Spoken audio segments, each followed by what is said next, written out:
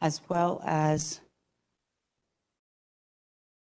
don't mess with my screen, as well as all of our other wonderful sponsors. You know, last night we were fortunate that Worldwide Technology and dinner across the street, and that was an awful lot of fun. Tonight you're on your own, but that's a wonderful thing so that our vendors can take you all out and show you some appreciation.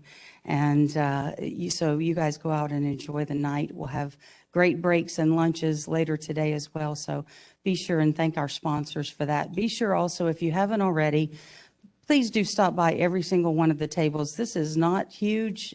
This is very intimate. These are the key companies who wanted to be here and participate in the inaugural Plugfest. So these 30 companies would really like to see each and every one of you. So please do go by and spend some time with all of those guys. Dave Breese.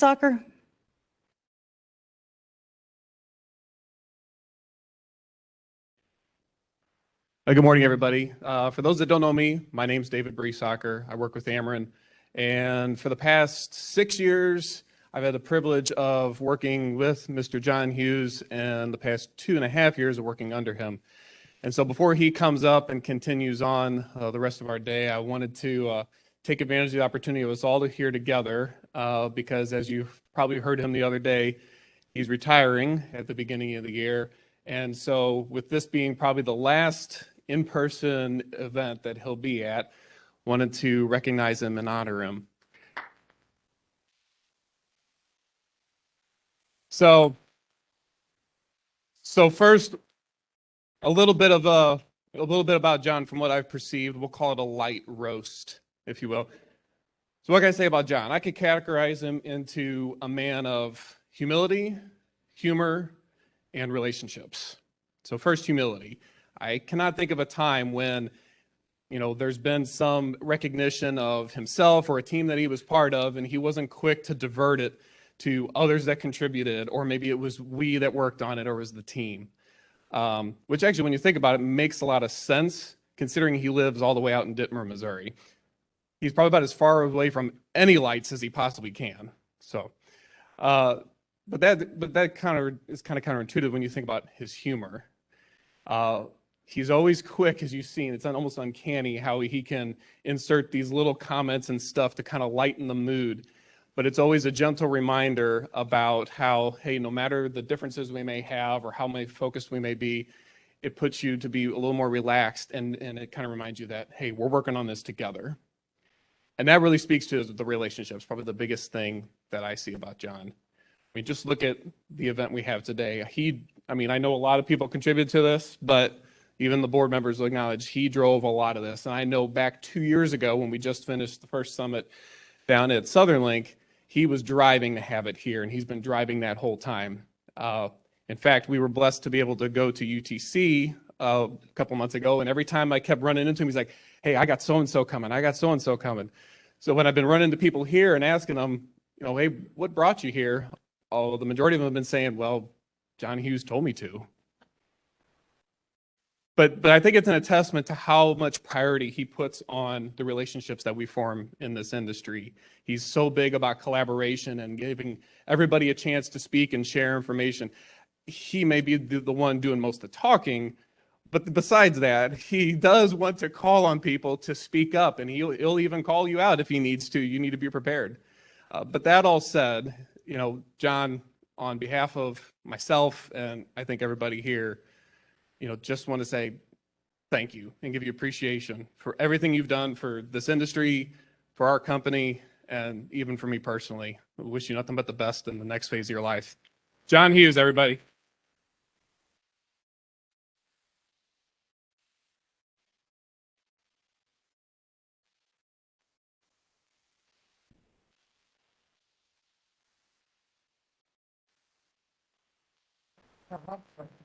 Thanks.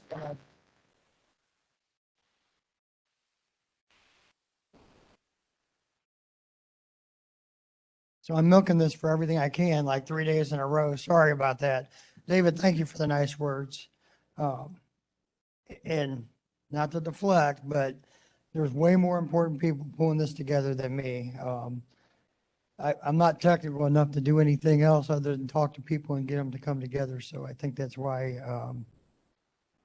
we're here. That's probably the value I bring. So I appreciate it. It's very, very nice of you. It's not about me. This group of people is awesome. And it's a good industry.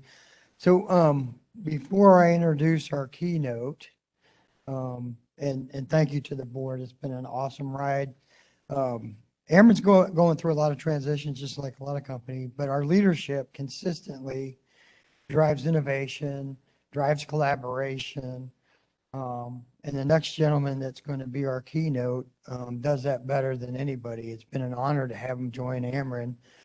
He came in at the right time. We were negotiating contracts with Spectrum and with OEMs, and really helped us shape the organization, change our approach, and drive value. I think we've done a number of things that really enhanced our procurement process and the value that we're bringing. And this is the first time I met him in person because of COVID. So David, he's going to look down on you, okay? He's a big fella. And so before I bring him up here, just a reminder on the safety: use sanitizer, keep some distance, put the mask on. It's your choice, but don't let our guard down, right? Society's starting to get back on track. And so keep that in mind. And then without further ado, if you're okay, I'm going to bring Pardeep Gill, our Chief Procurement Officer at Ameren. It's a pleasure to have him on board. Do me a favor and use the steps. I know that's a small step for you, but just for safety reasons.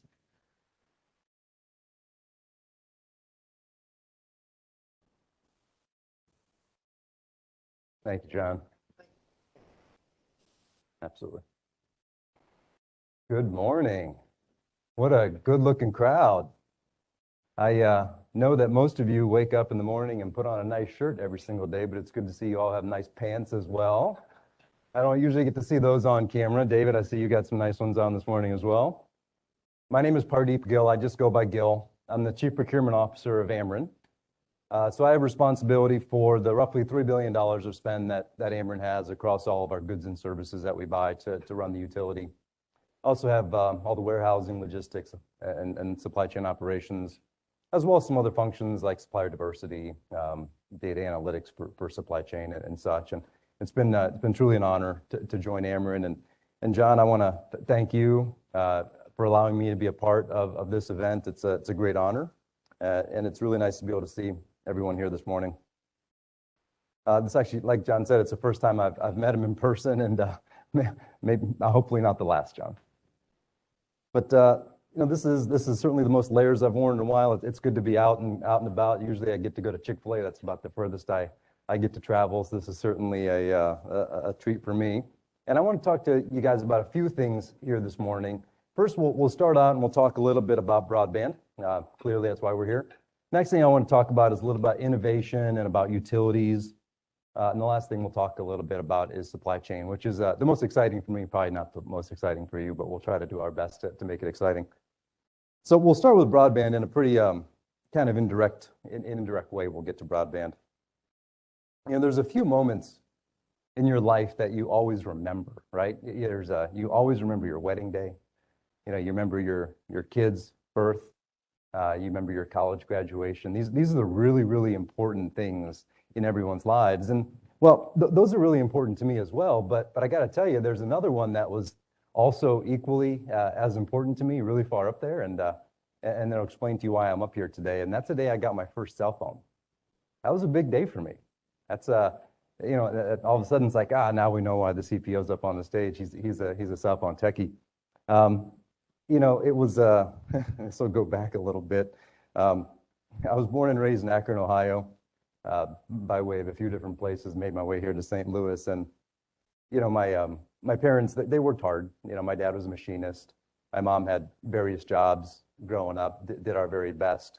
We had the things we needed in life, but not necessarily always the newest and latest and greatest. And at that time, whatever technology was, I was a techie, okay, in the early 90s or whenever that was. I had walkie-talkies, right? Who didn't have walkie-talkies? I had an Atari. That was pretty cool, right? Had a Casio Databank watch. I don't know if you guys remember those or not, but those were awesome. I had that until it broke and wouldn't work anymore. Eventually, I upgraded to a Commodore 64C. That was like, wow, now I'm really moving. I'm a real techie, right? And then you graduate into the real high-tech stuff like neon license plate frames. That was a great day when I got that one. And like I said, my family had what we needed growing up, but we didn't have a lot. And so I worked hard. I mowed yards.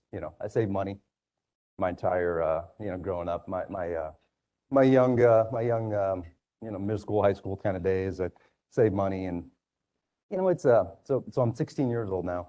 It's 1993. You can do the math. And I got a pretty good chunk of change, right, in the bank account. I got a checking account. Got a car, not a great car, but I got a car. It's got a neon license plate frame. And, I got this savings, and I'm thinking to myself, what do I want to do with this savings? Like, what's important to me? I'll tell you, this is right when the rise of handheld cell phones, not bag phones, but like you can actually hold them in your hand. Is a big thing, right? The DPC 550 Motorola, if you guys are here, DPC 550 was all the rage. That was the big one, right? It had a flip on it. I said, I don't want to do that. I'm gonna be different. I'm not gonna get the Motorola DPC 550. I want the Fujitsu Pcx. Does anyone remember the Fujitsu Pcx? Raise your hand. I got one guy in the whole room. Okay, you look it up after you leave here. Came out in the beginning of 1993. DPC 550, I think, was like $400 or $500. The Fujitsu was $1,295. That's probably why you don't remember it at that time. It was a fantastic phone. I mean, it was razor thin. It was amazing for that technology in that year. And so I'm 16 years old. I got no credit. And, I walk into a Cellular One store down on Main Street in Akron, Ohio. I walk in and I meet the salesperson, real nice gentleman. His name's Jeff Moneypenny. I remember him to this day. Like I said, I remember this day very well. And I say, hey, Jeff, I want a phone. He looks at me, and I'm pretty tall, I got a beard, and maybe I don't look 16. He sits me down, and we did the deal. I don't know how. He said, we needed $250 for a deposit. I was like, okay, no problem. I got $250 for you. He signed me up for a cell phone account. I still have the same cell phone number I had then. And I got my Fujitsu Pcx. He was a nice guy. He threw in a free cigarette lighter adapter and, a couple accessories, an extra battery for me. Real nice guy. I remember this guy to this day. And that's all I wanted. That's all I wanted was that Fujitsu Pcx. And now I think back, that was, I got the plan. It was $27.99. It was 20 minutes peak. It was 50 minutes off peak. When you actually used to talk to people on the phone. At some point in time, they came out free nights and weekends, and boy, I love that. You just couldn't wait to talk to people, right? Communication at that point. What is it about? It's about talking to people. And you really had a strong connection with people. I'd spend hours on the phone with whoever would pick up the call, because I had a cell phone that free nights and weekends. I ended up really getting into that, industry, and ended up working for Cellular One, and which turned into AirTouch, which turned into Verizon eventually. Was a salesperson for a while, ended up managing a store for Verizon. So this is my world. I absolutely love the entire mobile and broadband technology arena. And so what I want to say is, the industry that we're working in today, it's not just important. It's more than just important. Because back then, it was a nice to have, right? We weren't used to it. It wasn't a part of your daily life. The communication aspect wasn't a part of your daily life. It didn't run so many things in your life. And now, it's absolutely essential. You think about, what do I need? Well, I need electricity. Thanks, Ameren. I need gas. I need water. And man, it'd be really good if I had internet and broadband, because without that, I'm in real trouble too. So it's become a very, very important part of all of our lives. And it powers, it's a backbone of not just this country, but every single country. And so the work that we're all doing here today, and the work that you guys are doing, is more than important. It's become what I call an essential utility. And now what are we doing? We're taking that and we're innovating. We're pushing it to the next level. We're looking at utilities and applying it for industrial and commercial uses, which is fantastic, right? We need to make the best use of this technology that we possibly can. And so that's my part about broadband. Now we'll jump into the next part, which is more about utilities and innovation and technology. You know, Ameren is definitely an innovator. We, actually, I'll go to that in a second here. Anybody know the market capitalization of a little company out there named Facebook? Anybody know it off the top of your head? Just yell it out if you do. $960 billion. There's this car company, it makes like a couple models. They called Tesla. You guys know the market capitalization of that company? $850 billion. We'll get back to those numbers here in just a minute. Just keep them in the back of your mind for now. But Ameren's a pretty cool company. You know, I'm really proud to work for Ameren. I consider us absolutely innovative. And we have one of the largest batteries in the world. John, you know what it is? Say it. Tom Salk. Tom Salk. We have one of the biggest batteries in the world. We cut the top off a mountain, filled it up with water. And we got a pipe that runs downhill. And I'm simplifying. But into a generator, turns it and makes power during the daytime. And then we pump it back up at nighttime so that, you know, off-peak hours, just like cell phones, right? You know, and we pump it back down during the daytime. It's one of the biggest batteries out there. This is innovation. We had to create, you know, a lake at the top of a mountain and build this infrastructure. What John said, Lake of the Ozarks, you know, we created value with beachfront or lakefront land. Right? We created a lake and a dam and power most of Missouri. In Illinois, we own a nuclear plant, which is really important to us. And you know, we do all these things. I consider us very innovative. I think we are absolutely critical. And you know what our market cap is? $21 billion. We innovate with nuclear and building lakes at the top of a mountain. That also innovates. I think they introduced a new emoji last week or something. You know, so you know, this is the industry we're working, guys. This is not. You could be in other industries. You're here today because you're choosing to support utilities. This isn't the glitziest of industries, but it's really important to me. And it seems like it's really important to you. And so I wanted to talk a little bit about that with you. You know, utilities have a tremendous obligation to fulfill every single day, right? We obviously have to power, you know, the way of life for many people, but we also have to do really good for our communities. You know, we actually work and live in the communities that we power. You know, we take that very seriously. We also take servicing our customers very seriously as well. I mean, our customers are not just residential, but they're hospitals, they're schools, they're people that really depend on the essential services that we provide. And it's not that different from what the services you're all working to provide also. You know, you're working to provide essential services for all these as well too. Imagine if a lot of these places couldn't actually communicate and you couldn't have the controls. All the controls these days are digital, right? On most of these pieces of equipment out there and utilities. And imagine if all that didn't work properly. I mean, what you guys are doing is very, very well linked to utilities and certainly a critical part of it. And do we have to also look out for shareholders? Yeah, we look out for shareholders as well too. We absolutely try to do our best, but not quite as glitzy of a business as being Facebook or Tesla. But you know, we can't do our job by ourselves. We need help. We need partners. We need all of you as partners. We have to work together to make sure that we can actually deliver on our promise of safe and reliable power.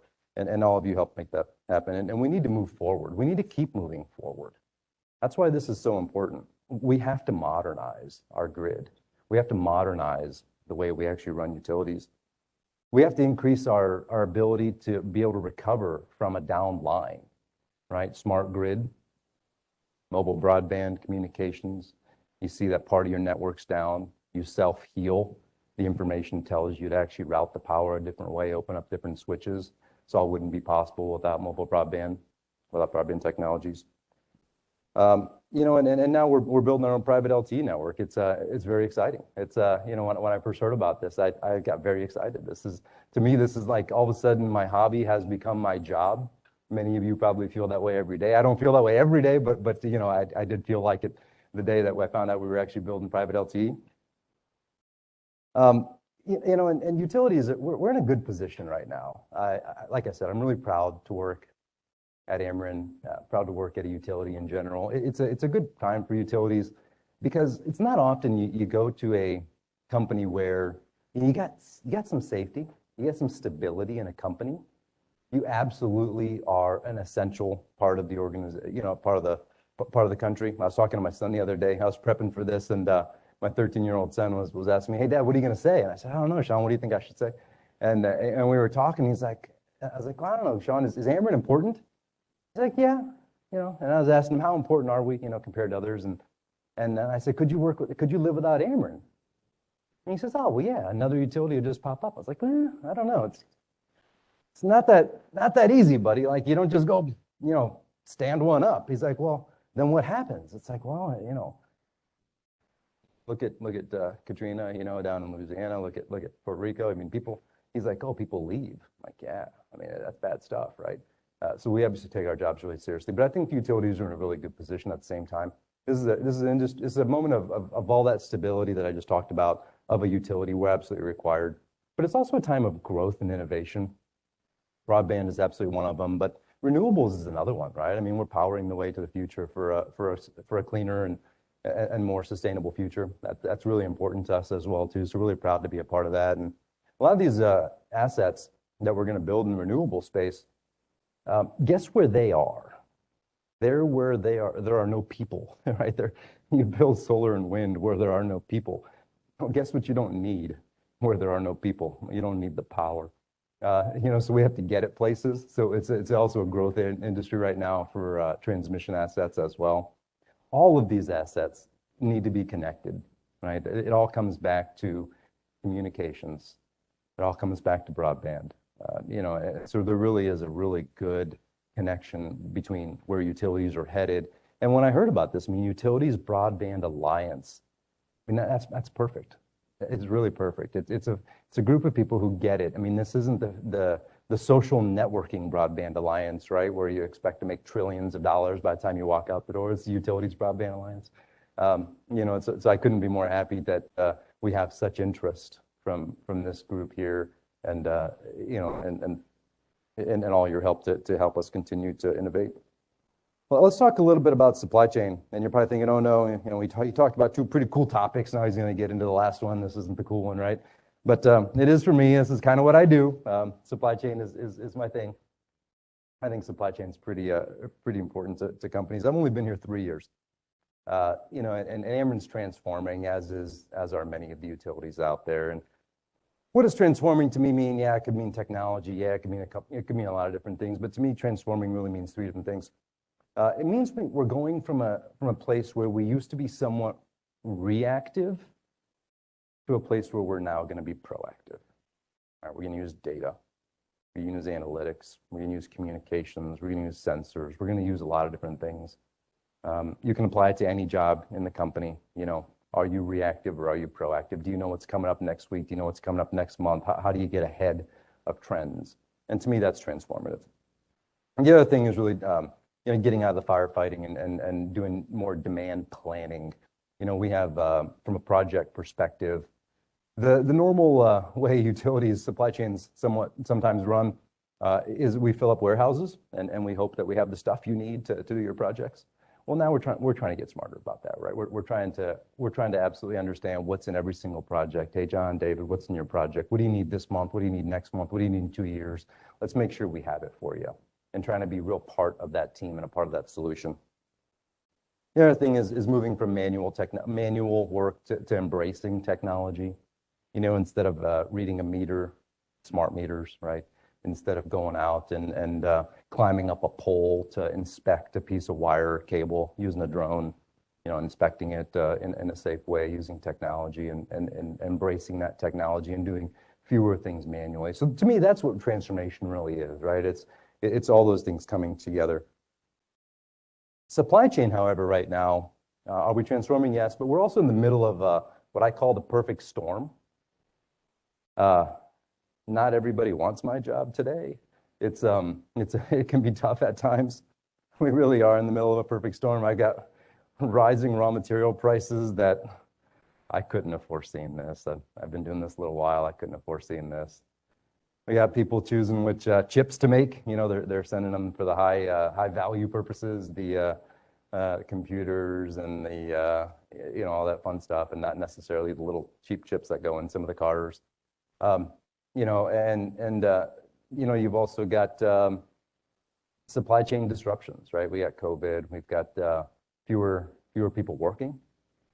You got fewer trucks out there, you got fewer cargo containers, you got Buy America provisions coming out from the government. What does that even mean? You know, does it have to be assembled? All the parts have to come from America? What about the raw materials?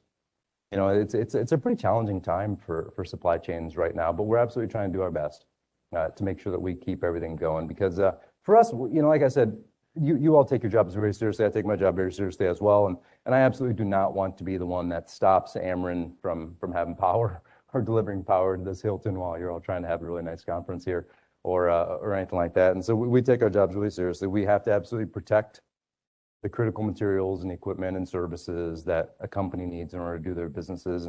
And so when I talk to you about that, you know, what I want to leave you with is that you're doing business with a utility. Our jobs aren't optional. If you don't deliver your part to us, you know, it's not a car that doesn't get made that day when you already have a car at home.